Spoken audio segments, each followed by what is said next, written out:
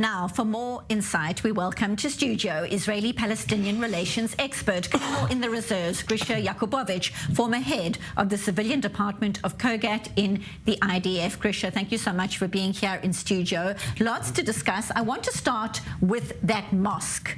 A mosque inside the Gaza Strip has a terror tunnel inside it. It also has a rocket launcher. Explain to us the strategy here by Hamas and how it impacts the way Israeli troops are fighting inside the Strip right now.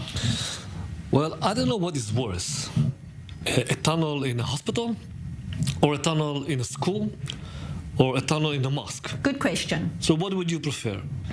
And this is an example to what were the efforts that Hamas invested to build a system that will be based on Western values. This is how we fight, okay? Western values, knowing that the IDF will probably not attack a hospital, that the IDF will probably not enter to a school because this is a shelter.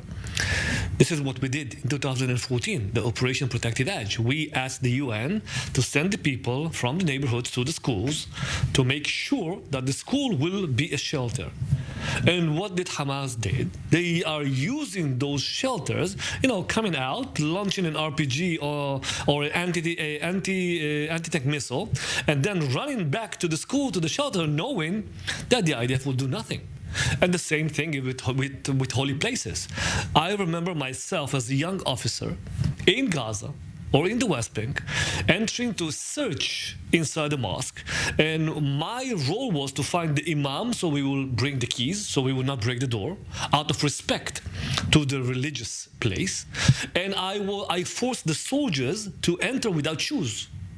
Because, when a Muslim worshipper enters to a mosque, it's without shoes. So yes, we entered as officers, as soldiers, with weapons, with vests, without shoes, into a mosque.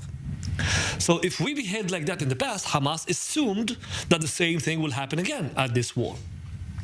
And I think that the IDF proved over again and again and again that Hamas succeeded or planned it in advance, using millions on millions of dollars that was supposed to be invested in the people, in the communities, in the society, in culture, in I don't know, basic needs like electricity, water, sewage, economy.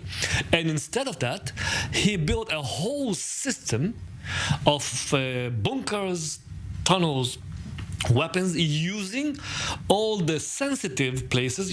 At our maps, we used to mark the sensitive places that we will ask the IDF to avoid from entering, bombing, or whatever. Knowing our strategy, they are using it and showing us later on with their propaganda or with their psychological warfare that we are some sort of animals or criminals. No, we are not.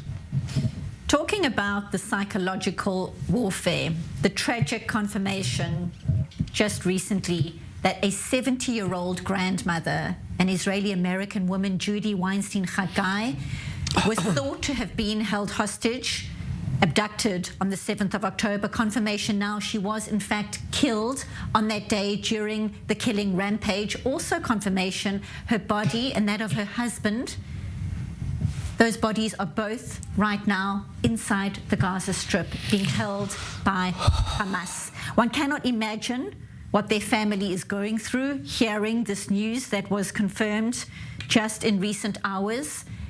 Speak to us about the Hamas strategy here. What is it playing at? Keeping the bodies of elderly civilians, a teacher who taught children with special needs, keeping those bodies day 83 of the war. Actually, I want to point something else as not an example, but something worse than that.